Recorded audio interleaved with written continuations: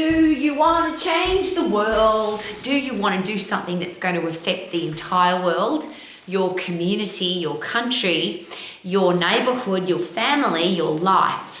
It's a really interesting question. I always ask all of the people in my life, particularly my students who share with me that they've got big goals and dreams. At the Max International College, the reason people come to us is they have a goal to have a business or a career that they're passionate about, or they want to be involved in the exercise profession in one way, shape or form, so they want to be the very best at what they do. So I always ask this question, and it's not a right or wrong scale, it's just a differentiation scale. So one end of the scale is very different to the other end. There's no right or wrong, but I'm going to ask you this personal question. If your goal is in your life to have a successful life, what does that mean? And at this end of the scale, I talk about having a beautiful home, a beautiful car, go on great holidays, wear nice clothes, go out to restaurants that you love, eat the food that you love, drink the alcoholic beverages that you're excited about, be able to buy gifts for the people in your family that you love, be able to send your children to private school if you want to, and be able to afford all the finer things in life that are important to you. So that's at this end of the scale. So it's called have a great life scale. Now for some people that is the ultimate goal. My goal in my career or my business is to make sure that I can provide for my family and have an awesome life so I never have to worry about money. And that's what I always talk about. Be healthy, fit and strong. Have a career or business that you love so you can be financially free, so that the people that you attract into your life, you can give them the life that you want to give them. So that's the main focus of the Max International Colleges. For some people, however, that is a starting point or not important at all. Because the scale, and again, it's not a right or wrong scale, and it's not 0 to 10 scale, it's just different. So at this end of the scale is that you live a life of what I like to call abundance. So everything about your life is awesome.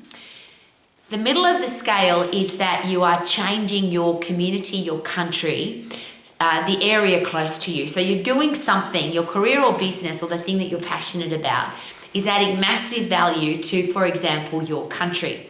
So I'm going to use Ronaldo as an example just because he's here behind me. The first time I went to Portugal, I had never heard of Ronaldo before. As a football player, I had never heard of Ronaldo.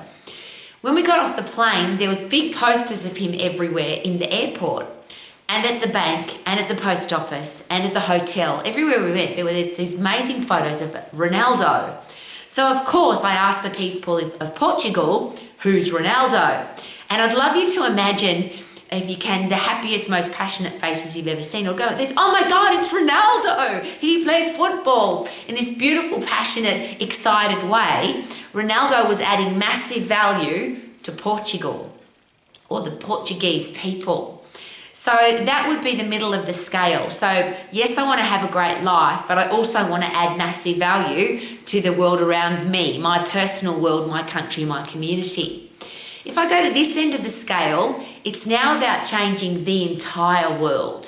So this is having a great life for yourself, this end. The middle bit is changing your community or your country, or adding massive value to the people closest to you. This end of the scale is changing the world. So I'm going to give you a couple of examples. Henry Ford, who invented the car, changed the world. Before him, it was thought that we would be horse and cart, and if we went any faster than a horse and cart, we would die. He thought it would be a really cool idea to create a car, and he did, and it obviously has changed the world. The Wright brothers have changed the world because we can now fly in an aeroplane. Up until then, it was decided that humans couldn't fly, but they thought, yes, let's make it possible. We think we can, and consequently planes were invented, and we can now fly everywhere in the world, and really fast, much faster than they ever dreamed of. The people who invented the internet, and it's hard to say who exactly, but I'm going to use Google, because Larry and Sergey, who invented the Google search engine, have changed the world, not just our local world, because we all Google every day, but anywhere you go in the world, you can use the Google search engine. And before then, we used to have encyclopedias, and we used to have telephone books, and we used to have maps, and now we have Google. Completely changed the world.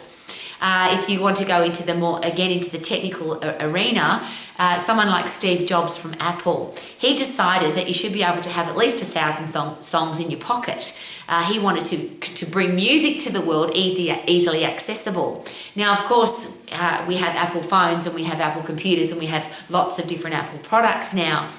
but he has changed the world. His big picture vision thinking has changed the world, not just his local community, not just Southern California where he originally started his business. So I'm sharing all of that with you because it could be a different headspace for you. If you've got a goal, and I'm going to ask the question again, what does success look like to you? For some people, it's as simple as having a beautiful home, a beautiful car, going on great holidays and being able to look after your family. For some people, success will not happen unless I do something for my community or my country. So it might be that you want to get involved in politics, or you want to change the structure of the way the town planning's done. You might want to change the schooling system or the education system. There might be something in your country that you want to change, versus you've got a great big idea that you think could possibly change the world. And I'm sharing those with you because, of course, all of those are possible and they've all been done. One would say that this end of the scale is easiest to create a great life for yourself. And I would say not just easiest, but very easy. If you do what you love, if you keep getting better at it and you add massive value to people's lives, it's very easy to become financially successful and to be able to put all those beautiful things into your life. House, car, holidays, clothes, support your family. If you've got a driving force to be able to help your community, doesn't matter if anybody tells you it's impossible. And I'm going to use a little bit of a bugbear of mine. I don't like rubbish. I get really sad, disappointed when I see people putting rubbish on the ground.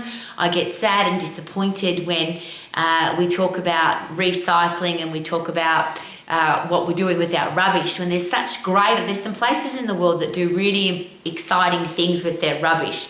They create power with it. There's a great system where it's actually called waste to energy management, where you turn the rubbish of a town into providing energy, electricity for the town. See, that's changing the town. Now, there are towns in the world that have done that, but we aren't doing that worldwide yet. So whoever's created that system of waste to energy, I would love them to spread that message a little louder so that every town in the world, because obviously rubbish is a challenge, rubbish is a problem. I'll use that, I hate using that word, but in some places, rubbish is a problem. But if you turn all of your rubbish into electricity, into energy to create power for a town, then surely that's something we'd like to do for the whole world. So that particular person who invented that system, and I share that with you, that's been around a really long time. I lived in Belgium, in Europe, in the 1980s, and there was a town in Belgium that was turning their rubbish into electricity back then. So that system's been available for a long time. But I'm sharing that with you because that person sits in the middle of this scale. They've obviously done very well financially because the systems that they've put in small towns around the world has done exceptionally well. But for some reason, and I'm not going to get into the political banter about this or the political argument, but we haven't put that into every town and city in the world, and there's obviously a reason for that. But that particular system has changed a community, a country, but not the whole world. If you've got a big picture vision thinking idea, if you've got an invention, a creation, something that you think will change the whole world, there's been people that will tell you that it's not possible, it can't be done, and of course that's just not true. I'll also share with you that you could probably go through the scale quite effectively, which again is what Ronaldo's done. He obviously became very good at football and became financially free. That young man will never have to worry about finances, income again for the rest of his life.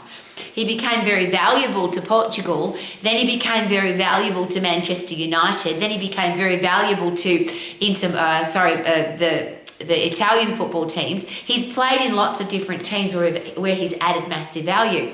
But one could say now, arguably, depending on how much you love football, that he's added massive value to the world. Now, not everybody knows who Ronaldo is, but pretty close. I could happily say there's millions of people around the world who love football more or are inspired to play football because of one footballer. So maybe he hasn't changed the whole world, but he's a lot further up this scale. But all of that's irrelevant. My question is for you, what do you want? What does success mean to you? And whether it's have a beautiful life just for you and your family, or create something special for your community or your country, or to change the whole world, I'm asking you very personally, please don't let somebody steal that dream. This is my begging position. So many people that I work with every day share with me that they've got big goals and big dreams, and somebody comes along and squashes that goal or that dream because they say, you can't do that, it's not possible, it won't work. Well, everything that's ever been invented, that person, every creation, invention, everything that's ever been done was once considered impossible. And somebody said to Henry Ford, the Wright brothers, Steve Jobs, Larry and Sergey from Google, you can't do that, it won't work. Plenty of people said to Ronaldo, you can't be a top level footballer, it won't work, you're not good enough. And they did it anyway. So don't let somebody steal your dream, squash your dream, tell you that you can't do it, tell you that it's not possible, tell you that it won't work for you, because it will work if you decide that it will. You can live your life in whatever end of that scale or position on that scale that you want to live, you can. So let's get rid of that horrible, disgusting, filthy word can't. I hate the word can't. And let's turn everything into a can. How can I? How will I? And let's go do it. Super duper doo, let's just do it. Let's just live our life and live to our goals and our dreams and achieve them all. Woohoo!